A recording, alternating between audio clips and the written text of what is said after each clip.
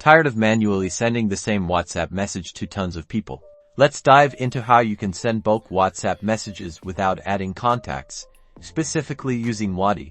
But remember to use these methods responsibly. First, understand that WhatsApp's official API is designed for business customer communication and discourages spam. Directly sending bulk messages might violate their terms. Wati offers a broadcast feature, which is great for sending messages to your saved contacts. This is the most compliant way. Go to your Wati dashboard, click on Broadcast, and then compose your message. Now, for sending to numbers not in your contacts. The workaround is using Wati's API. Prepare a CSV file with the phone numbers you want to message. Make sure they include the country code. You can also include other columns for personalized content, like names, which you can use as variables.